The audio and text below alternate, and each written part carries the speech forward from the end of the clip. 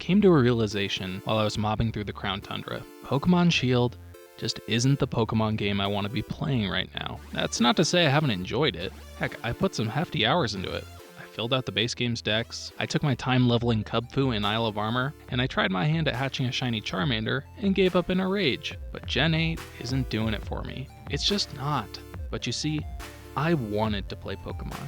I wanted to play Pokemon as I remembered it, when I first experienced it as a kid. So after slapping Galarian Moltres with 50 Ultra Balls to no success, I put Shield aside, and as I've done numerous times over the years, I booted up my totally legal copy of Pokémon Blue.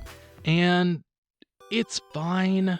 It's still good, don't get me wrong. But now, in 2020, it's not the same game I played as a kid. I mean, in a literal sense, of course it is. But you understand what I mean when I say it's not the game I poured a sizable piece of my childhood into. Things from back then, things we experienced as kids, they occupy a place in our psyche between the tangible and the mythic. Only reachable by means of our memory, yet still we search for the hidden place they occupy. A white whale, ever on the horizon, a mirage always just out of reach. Pokémon Blue is my white whale, but why? Under what circumstances did it hit me as a child so as to still hold this place in my heart? Heck, what did Pokemon tap into that made it the most valuable intellectual property on Earth? And as I thought about this very deep, very intellectual philosophical quandary, the conditions under which I developed this fondness for pocket monsters materialized. I went to the basement and pulled out the boxes that I'd recently received from my mom with all of my childhood keepsakes. Under the art projects, the piggy bank, literally all of my childhood photos. Mom, why didn't you want these? There was the item that took me back to the late 90s zeitgeist. The item instrumental to Pokemon Blue's ascension into the pantheon of dumb kid shit I still have a hankering for. It was a Beanie Baby, still in its original packaging, slowly appreciating into my inheritance. The whole box of Beanie Babies you have in your closet at home is worthless. Well, fuck. But they were still a big deal. These are the feet. This craze is just, it's scary. Of Beanie. They're just cute. Crazed. That's the new baddie. Collectors. A company called Ty makes them, releases them with different names. They're all named after something, an animal, basically. They haven't done like funguses. Now, obviously these days Beanie Babies aren't worth shit, whether you left the tag on or not. They went the way of, say, Star Wars Episode 1 Pizza Hut toys, or Beyblades. Beyblade, let it rip. Heck, listed in the Seymour section of Beanie Babies Wikipedia page is the page for Economic Bubble. But man, I was fucking hooked. Scorch, Blizzard, Beak, Gucci. Oh, what on earth? These were not just toys. They were cozy little friends that you could take anywhere. As well, buying into the craze was to participate in a collective experience. Everyone was collecting them. Though I wasn't aware at the time, a seed was being planted in my head. Collecting equals fun. At the apex of this fad, McDonald's was running the Teeny Beanie Baby Happy Meal promotion. You know the one. Teeny Beanie Babyitis. Now at McDonald's, your kids can get Teeny Beanie Babies and a Happy Meal. Man, I was eating Happy Meals every frickin' day. Give me that plain-ass burger, no pickle, no onion, and certainly no damn ketchup. Twigs out of stock? Just head to the McDonald's in the mall. Heck, we were yo-yoing between Mickey D's for beanies and Burger King for Backstreet Boys CDs. And it was on one of these fateful mall trips that the white whale did first breach the tumultuous prepubescent waves of little Cal's life. My mom and I were walking from the food court to JCPenney when we passed Wizards of the Coast, the harbinger of all of the fun shit I wasn't allowed to fuck with yet because it was scary. And wizard. This is so wizard, Annie. Outside, a worker asked my mom and me if we wanted to play this new card game they were demoing called Pokemon. So my mom sat down with little old me by the kids' play area, got a deck, got a bag of little glass jewels, and promptly fucking boomed me because I was a stupid-ass kid, and still to this day I don't know how to play Pokemon the trading card game. But I loved it. I got my first deck, got some boosters, and spent all afternoon looking at those fuckers in their little plastic sleeve. I wasn't the only one feeling this newfangled craze. Pokemon is now in full mania. Lunchtime is trading time, and the cards are flying. I'll trade you this for a Gyarados. That for a Gyarados? That's crazy! Turns out, Pokemon was a pretty big deal already, and as they did all across America, the cards wormed their way onto school grounds like KD into ScarJo's DMs. But the very first day I brought my new cards to school, the dust-up happened. Keith H., a 6th grader, suckered Michael P., a 3rd grader, into trading him his Blastoise for some trash tier card. I don't know, Michael P. was kind of a dumbass. But fighting ensued. Tears were shed. As it happened all across the Heartland, Pokemon cards were banned. But they weren't just banned at my school. Like Temple of Doom and D&D come before it, Pokemon was declared evil. When we burned our Pokemon cards, I was crying. My cards were already gone. They were already in the fire. And I was holding Ryan's holographic Charizard above the pile, right above this hobo fire of sentimental cardstock. I wanted to keep her. I really wanted to keep her. And now it could have been worth like fucking $100 grand?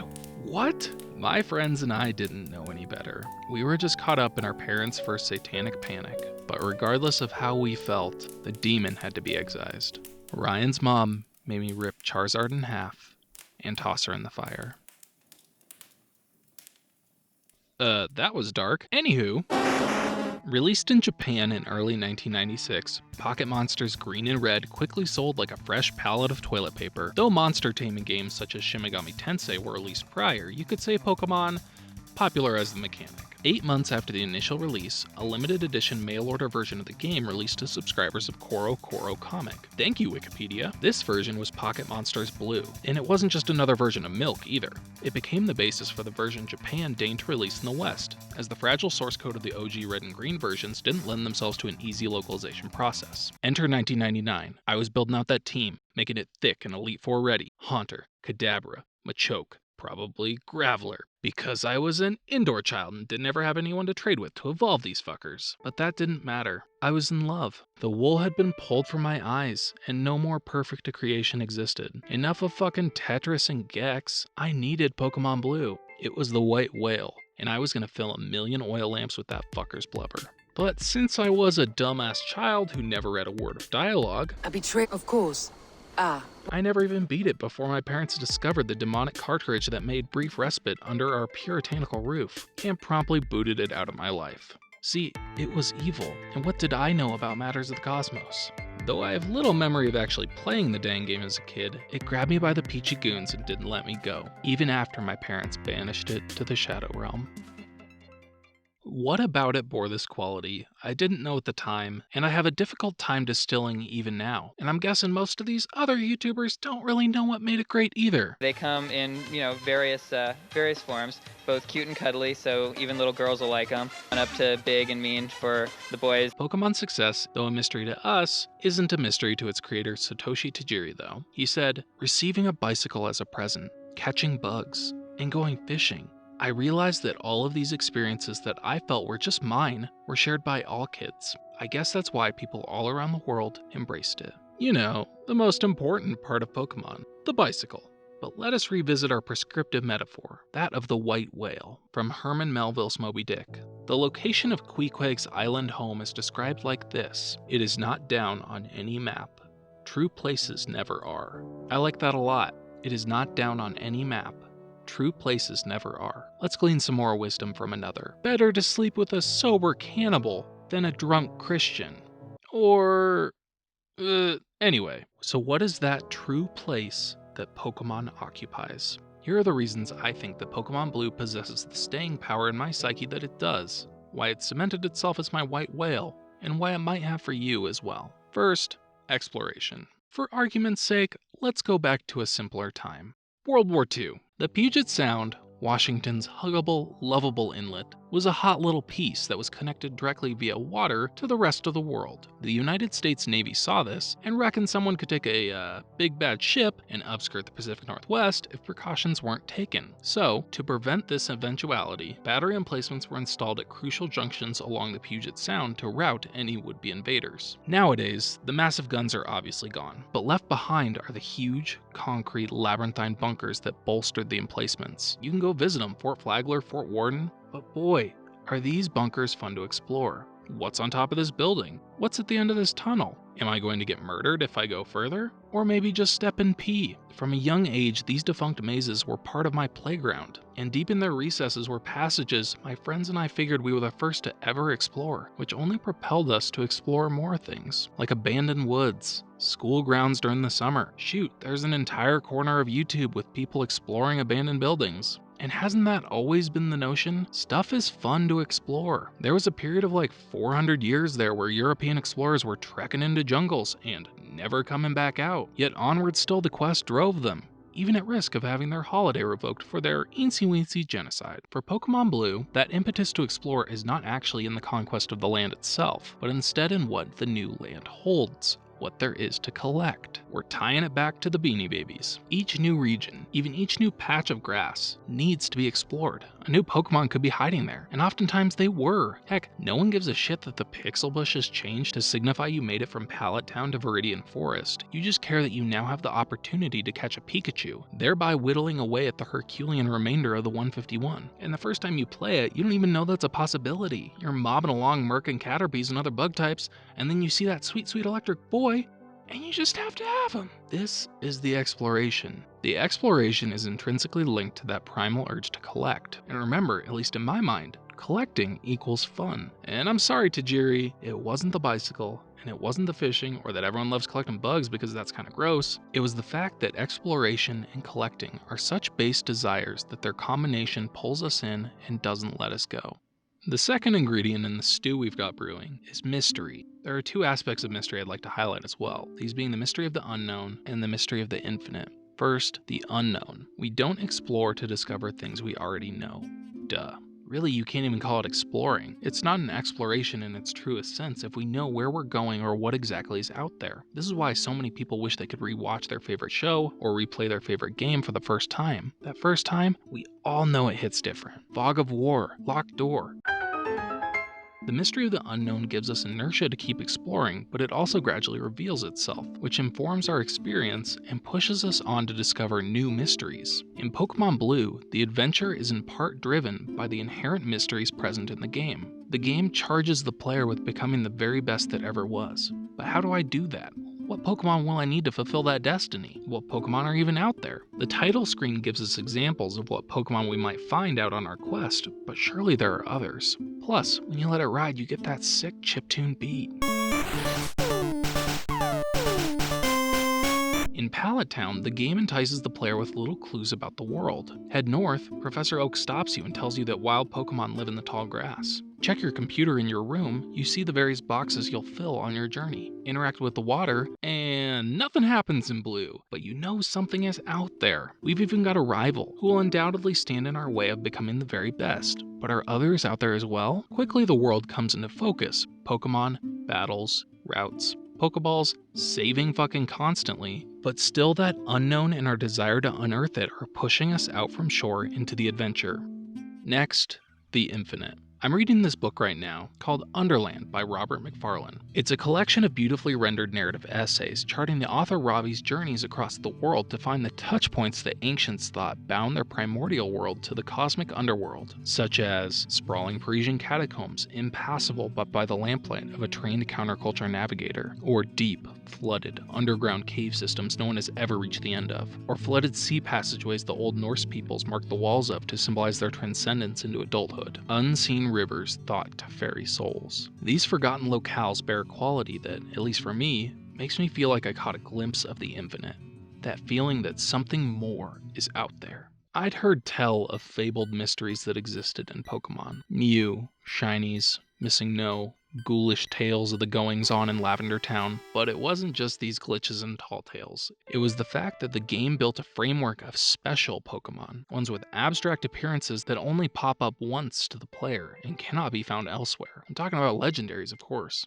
Before Legendaries went off the rails, so to speak, they were both the ultimate goal in rounding out your 151, and were also the game's ethereal tether to the cosmic beyond. Obviously, these are some hefty thoughts to be had for a 7-year-old. Legendaries, like starters, were special, unique in their appearance, unique in their rarity, and unique in the challenge they present to a young player in fighting them and catching them.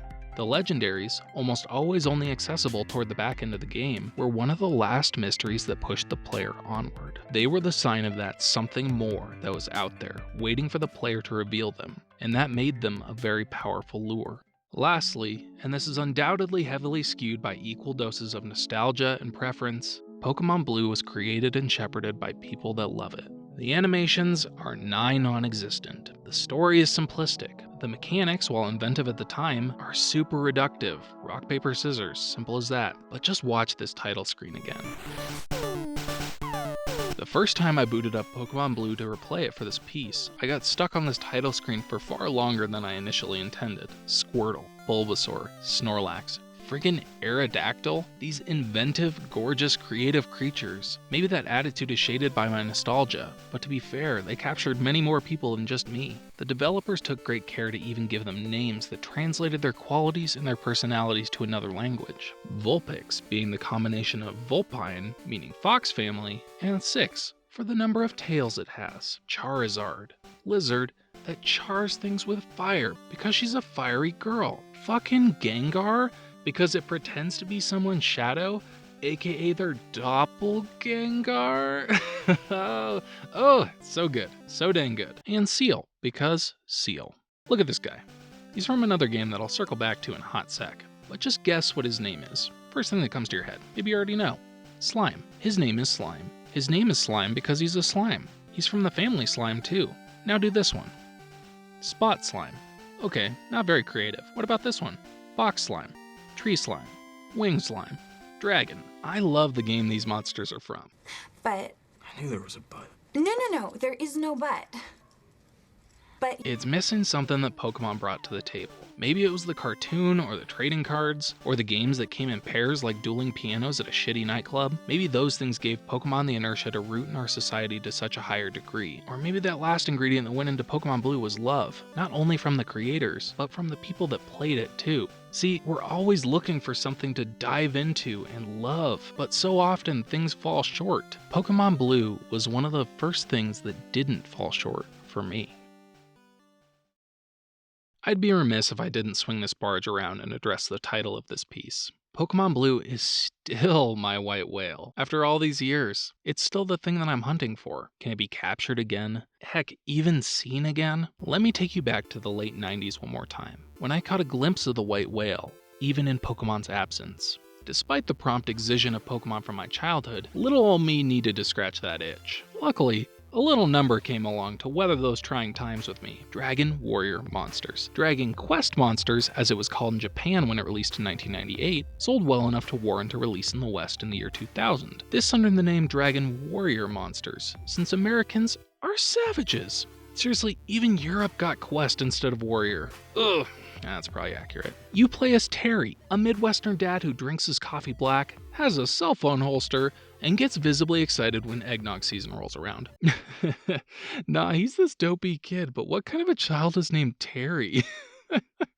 Is his full name Terrence?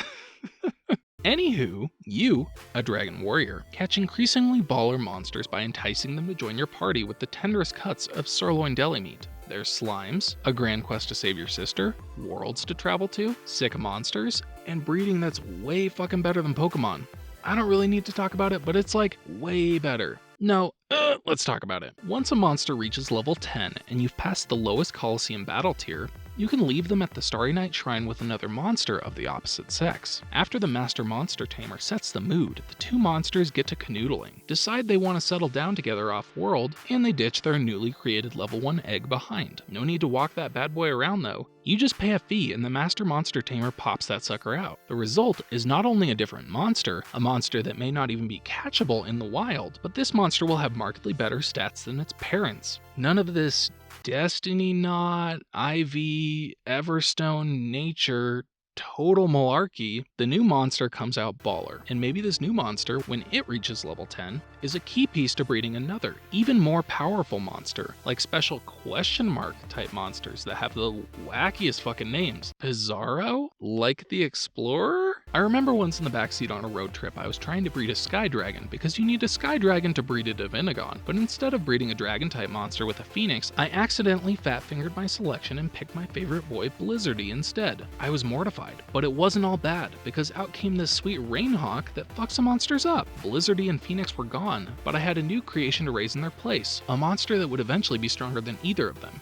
The game also featured a farm, where your monsters would go when they weren't actively adventuring, but wait. Monsters will level while in the farm, but they also grow more wild, meaning they have a higher chance of disobeying you in battle. To combat this, you can make the monsters hibernate, but they won't level while at the farm while they're under hibernation, and you can only have a certain number of monsters asleep or awake at any given time. So along with breeding to whittle down the number of monsters at the farm, you have this balance you're trying to maintain instead of just letting all of these Pokemon that I don't have the heart to release sit unused in my boxes. And yes, I know there's the daycare, and losing your Pokemon when breeding would stick in some people's collective craw, but it's better than letting 900 Pokemon just sit there. Now, why am I talking about the mechanics of a 20-year-old Game Boy game? Even though the mechanics of Dragon Warrior Monsters are a tad more mature and refined, it's missing something. It's missing something. I don't know what. Something about it is missing that quality, that wondrous aspect that makes Pokemon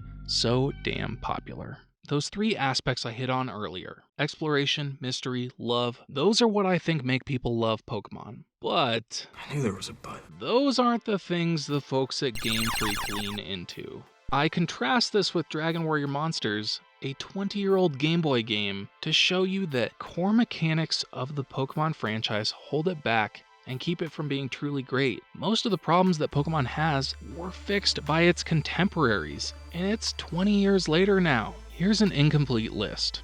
Spamming Ultra Balls fucking sucks. PP needs a rework. Your Pokemon are too static. They're absent of the personality that comes across even in the card artwork. Battles take too fucking long. Final evolutions just trundling around the wild area. No fucking way I'm gonna take the time to raise this Nidorina into a Nido Queen because she's right there. Heck, there's too fucking many of them. Yeah, I said it. Miss me with that Dex cut down stuff? The problem with Sword and Shield isn't that there are too few Pokemon in them. Non-random battles. Yes, I want random battles back. Nothing more tense than fighting through Rock Tunnel while your Pokemon slowly succumb to the relentless barrage of Zubats. It removes all tension when I can just escape rope out of there or swap in a fucking hacked level 100 Machamp from a Champ's gym to annihilate anything. Here's one of the flaws in the way Legendaries work. After you catch them, you're done with them. There was this huge mystery about what they are, and after they're in that ball, they're done. Obviously you can still use them, but what else is there to battle by the time you've slapped a ball around them? You caught them at level 50 or 70 or whatever, and most of the time they can just nuke anything left in the game. What if instead when you defeat a legendary, it gives you an egg? Then you've got to hatch that egg and raise that baby legendary from level 1, instead of just plopping it into a box and saying you have it.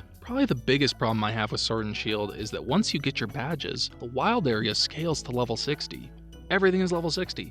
No more catching fun Pokemon and raising them to evolve. You just put that guy in your party, hit a couple battles, and he levels up once, and then he evolves because he's already past the level threshold. Cross that guy off the list. There's no incentive to raise Pokemon from low levels because really you can't, since everything they're fighting is level 60. All you can do is stick them in your 6th slot and have them gain 20 levels by taking out a fucking Wooloo. Fuck, I think levels need to go. What if you don't know the level of a Pokemon in the wild when you fight it, and in the background it's scaled to your party's abilities? Then when you catch it, its level is not how powerful it is, but is a measurement of its bond with you, the trainer. And as your bond grows with this new Pokemon, you and she have branching skill paths that make both of you more powerful. Stronger Pokemon would be naturally harder to train and bond with. Hell, that would be more in line with the cartoon and the trading card game. Ash isn't fucking leveling his Pokemon by getting experience points annihilating a billion Pokemon at a type disadvantage. His bond with the Pokemon grows, and because of that, he overcomes increasingly difficult challenges. Close your eyes for a moment. Just do it. I'm not going to put anything weird on the screen. Or not, I don't care. It's winter. Night has fallen. You know the monster is in these parts, but you're cold, and you have been for days. A deep, gripping cold that you fear you'll never rid yourself of. Your focus is on making it through the night. The fire is getting low, and snow is starting to stick to the rocks closer and closer to the embers. You push against Charizard's belly, and she wraps her tail around you. She's warm, not hot, but enough to get you through the night. And with an exhale, she tops off the fire, and a wave of heat hits you, and for a moment, it takes your breath away. The call, off in the distance. Charizard heard it too, and she's up on her feet. You place your hand on her side. She doesn't flinch away like she used to. She could unleash and raise this forest, but she doesn't. She's waiting for your move first. Then, a flying shadow whips through the trees, and at your command, Charizard bursts into a wreath of fire. The Arctic bird is there, and shards of ice rain down. The battle is on. Open your eyes. What did that hella sick fanfic have? One Pokemon in your possession, one adventure, a singular Pokemon you're hunting, trying to collect. You probably didn't have a bag of 130 Ultra Balls, maybe only one that you need to make count. You've got a potion or two, saved for an opportune time. Certainly not 50 full restores, and no dang berries. Perhaps you've got a revive your mom gave you years ago when you first wanted to become a trainer. It was your dad's, and he never got a chance to use it. You've got a symbiotic relationship with Charizard. You need her, and she needs you. Honestly, that's how I remember Pokemon Blue as a kid, and obviously that's why revisiting the game doesn't provide the same energy nowadays. Like Detective Pikachu introduced, a space is there for a mature tale about you and your bond with one of the titular creatures. Maybe that's my white whale, that experience I felt like I had when I was a kid, the one that I remember that can't be revisited now just by playing the older games. I'm not super clued into what the kids are doing these days, but I'm pretty sure these cards are not what they're collecting. Want to know who's playing Pokemon? It's these kids. The kids who traded cards on the playground before they got banned. The kids who went over to their friends' houses to watch new episodes of the cartoon. The kids who played Red or Gold or Sapphire on an old Game Boy. And these kids, they're pushing 30 now. Pokemon needs to have its God of War, Breath of the Wild-esque glow up. I think that's the white whale for me. And maybe one day I'll harpoon it and fill some dang lamps. But for now, I think I've gotten my nautical mileage out of this nautical metaphor.